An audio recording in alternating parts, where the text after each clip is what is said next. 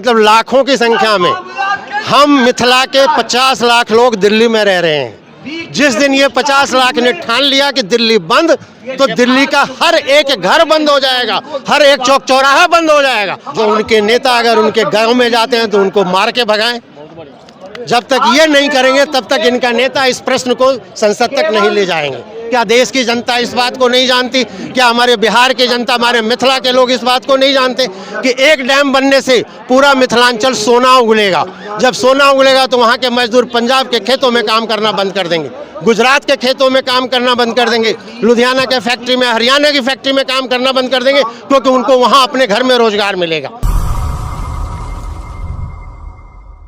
नमस्कार, मैं प्रियंका, आप देख रहे हैं इंडिया इंटरनेशनल न्यूज। इस वक्त दिल्ली के जंतर मंतर पे हूँ और ये सब लोग बिहार से दिल्ली के जंतर मंतर पे आ गए हैं। इनसे जानेंगे क्या है मामला और क्यों दिल्ली के जंतर मंतर इन लोग को बिहार से आना पड़ा। क्या नाम है सर आपका? मेरा नाम विद्यानंद ठाकुर। तो क्यों आए हैं? आप जो है बता रहे हैं कि जंतर मंतर पे आए हैं हम बिहार की समस्या को लेके। देखिए, बिहार की प्रमुख समस्या है बाढ़ और सुखाड़। बाढ़ शब्द से आप सभी परिचित होंगे कि जब कभी भी बाढ़ आती है तो बाढ़ की विभीषिका से कोई नहीं बचता, चाहे अमीर हो चाहे गरीब हो। मिथिला क्षेत्र, मिथिला का नाम अगर आप लोगों ने सुना है, जो माँ जानकी की जन्मस्थली है, हम वहाँ से आते हैं। और ये मिथिला क्षेत्र 3-4 नदियों से घिरा हुआ है, जो बरसात के समय में अपनी पानी की विभीषिका से पूरे मिथिला क्षेत्र को बर्बाद कर देती है। लाखों करोड़ रुपए का नुकसान हर साल होता है। हम लोगों का मांग है कि उस पे डैम बना के उसके पानी को नियंत्रित करके इस सुखाड़ और बाढ़ से निजात दिलाया जाए सरकार। तो क्या बिहार सरकार इस पे काम नहीं कर रही है?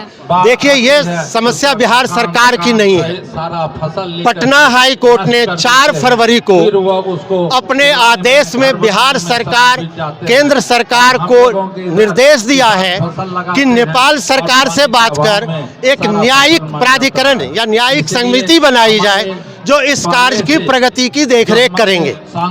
यह मांग 70 साल पहले शुरू हुई थी, आज तक नहीं है। और इसके पीछे केंद्र में बैठी सरकार या राज्य में बैठी सरकार के जो मुखिया हैं, ये वो लोग हैं, वो नहीं चाहते कि मिथिला क्षेत्र का विकास हो। आजादी का अमृत महोत्सव मना लिया गया और तमाम तरह की चीजें की गई, फिर भी आप लोग जंतर मंतर पे आए। आजादी का अमृत महोत्सव कहना एक है, करना दूसरी। महोत्सव तो होता है, आजाद हुए हम 75 साल पहले, आजाद अभी भी हैं, लेकिन अभी भी बहुत सारी जंजीरों में जकड़े हुए राजनीतिक, सामाजिक, धर्म, जाति के जंजीर से हम लोग जकड़े हुए हैं। जब तक इससे निजात नहीं होगा, आपको सही मतलब में आजादी का महोत्सव मनाने लायक नहीं होगा। तो केंद्र सरकार से क्या मांग है आप लोग? केंद्र सरकार से मांग है कि अविलंब हाई डैम के निर्माण कार्य को स्वीकृत करते हुए शुरू करें। इसके लिए अटल बिहारी वाजपेयी जी ने 30 करोड़ रुपए दिया था शुरू के DPR के लिए, वो हो चुका है। केंद्र सरकार से प्रस्तावित है 70 साल पहले, लेकिन उसको अभी तक क्रियान्वयन नहीं हुआ है, कार्य शुरू नहीं हुआ है। हम लोगों का मांग है कि इस पे अविलंब कार्य शुरू हो। तो क्या लग रहा है कि क्यों सरकार डैम नहीं बनवाना चाह रही है बिहार में? अगर डैम बन गया बिहार में तो बिहार के किसान मजदूर खुशहाल हो जाएंगे। वहां से किसान मजदूर देश के किसी और कोने में नहीं जाएंगे, और नहीं जाने से अन्य क्षेत्र के फैक्ट्रियों में और उनके खेतों में काम नहीं होगा। इसलिए कुछ लोग इसमें लगे रहते हैं कि बिहार के विकास को रोका जाए, अवरुद्ध किया जाए। एक तरह से सरकार की साजिश है डैम ना बने। जी, सरकार की साजिश है और कुछ ऊपर बैठे लोगों की साजिश है। वो ऊपर बैठे लोग कौन है? और कौन हो सकते हैं? 1952 से पहले पंजाब क्या था, आज क्या है? एक डैम की वजह से भाखड़ा नंगल। क्या देश की जनता इस बात को नहीं जानती? क्या हमारे बिहार की जनता, हमारे मिथिला के लोग इस बात को नहीं जानते कि एक डैम बनने से पूरा मिथिलांचल सोना उगलेगा? जब सोना उगलेगा तो वहाँ के मजदूर पंजाब के खेतों में काम करना बंद कर देंगे, गुजरात के खेतों में काम करना बंद कर देंगे, लुधियाना के फैक्ट्री में, हरियाणा की फैक्ट्री में काम करना बंद कर देंगे, क्योंकि उनको वहाँ अपने घर में रोजगार मिलेगा। आप बताइए सर, कहाँ से आए हैं? मैं दिल्ली में रहता हूँ और बिहार से बिलोंग करता हूँ। तो क्या समस्या है बिहार में, क्या समस्या है? ये जो समस्या है अभी जो हम लोग जंतर मंतर पे जो आए हैं ये धरना प्रदर्शन में शामिल होने के लिए, इसका मुख्य उद्देश्य है जो 3 नदी जो मिथिलांचल से निकलती है वो तीनों नदी पे जो डैम का जो प्रोजेक्ट है, ये प्रोजेक्ट अटल बिहारी वाजपेयी जी जब प्रधानमंत्री थे उनके जितने भी प्रोजेक्ट था उसमें एक ये ड्रीम प्रोजेक्ट है। इस पे ऑलरेडी 50 साल पहले से इस पे आंदोलन शुरू है, इस पे थोड़ा बहुत काम किया गया था और उसके बाद जानबूझ के पॉलिटिकल एजेंडे की तरह इसको विकसित नहीं होने दिया जा रहा है। तो हम लोगों का मांग है जो नदी के ऊपर जो डैम का जो हम लोगों का जो आंदोलन है उसको अति शीघ्र जितना जल्दी होता है उसको पूरा किया जाए, उस पर काम किया जाए। आप लोग की मांग है राजनीति ना करके डैम बनवाया जाए, डैम बनवाया, और जो क्योंकि ये अंतर्राष्ट्रीय मामला बन चुका है, आप बोल रहे हैं नेपाल ये अंतर्राष्ट्रीय मामला शुरू से था। नेपाल सरकार ने हमेशा से स्वीकृति प्रदान किया हुआ है और नेपाल सरकार कभी भी इसके लिए मना नहीं करेगा, क्योंकि इसका डायरेक्ट इनडायरेक्ट फायदा नेपाल सरकार को भी मिलेगा।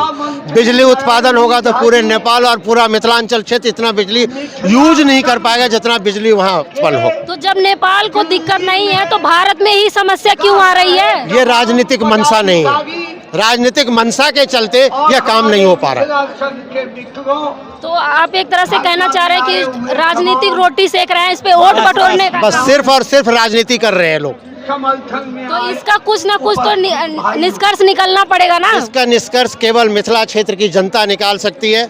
जो उनके नेता अगर उनके गांव में जाते हैं तो उनको मार के भगाएं।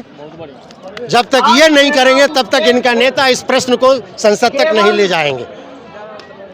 आप बताइए कहाँ से आए हैं? हो गई बात सारी। अरे बताइए, एक ही बात आप बोलिए, अपनी बात तो रखेंगे ना। बताओ मैडम, क्यों आए बिहार से दिल्ली, क्यों आए हैं?